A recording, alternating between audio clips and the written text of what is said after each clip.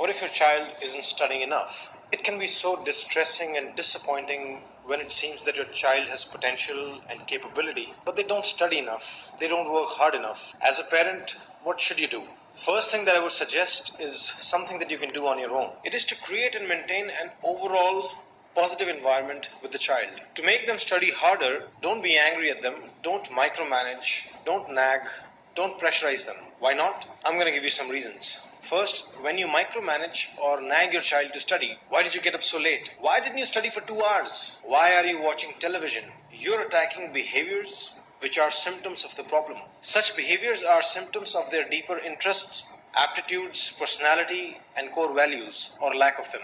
You must work to change the core, not keep attacking the symptoms. And in this case, changing the core is to inspire them and motivate them intrinsically to work hard. The core is to develop an interest or a passion for studying. The core is to develop a meaning for studying. So focus on enhancing these. It's not easy to do. We can help you, but that's the only way, at least the only sane one. Stop attacking the symptoms. Second, micromanaging and nagging doesn't work. It is in fact counterproductive. It clearly creates a negative environment which is not conducive to learning and growth. Research is clear that positive emotions lead to better learning and high levels of stress can impair learning. When you micromanage, nag, and pressurize your child constantly, you take away the positive emotions and you increase stress. How do you then expect them to learn well? It's so ironic. You want them to learn, but you are destroying the conditions in which they can learn. It's not so easy to remain positive now, is it?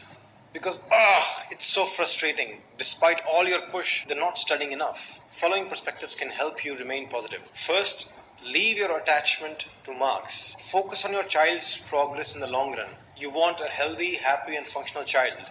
So work towards that. It's really hard to leave your attachment to marks, but you can do it if you remain conscious that marks are a very short-term goal. And if you don't step back from it, it can blind you. So many parents get so obsessed with marks that they forget the long-term goals like the child's actual learning, their sleep, diet, fitness, mental health, recreation, social integration, etc. All of these are nowhere in the list of priorities. What kind of life would your child create for themselves if you ignore all of that? You must take a long-term view on life. So if you focus on the bigger picture and let go of the attachment to marks, you won't suddenly become disappointed or angry every time you hear your child scored less than your expectations. You'll remain positive, which is good for you, good for the child, and good for the relationship. Second, many parents fear that my child simply isn't hardworking. How will they ever become independent, much less successful? As for hard work, remember that whenever your child finds practical work, something hands-on, they might automatically work really hard. School books inherently are not good at generating motivation to work hard.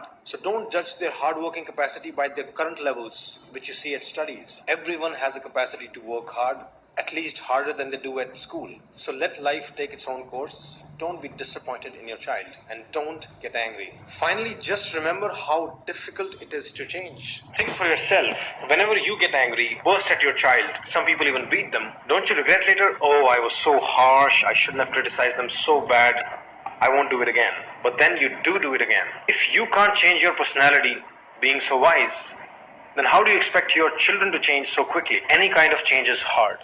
Real hard. You need to empathize with their struggle.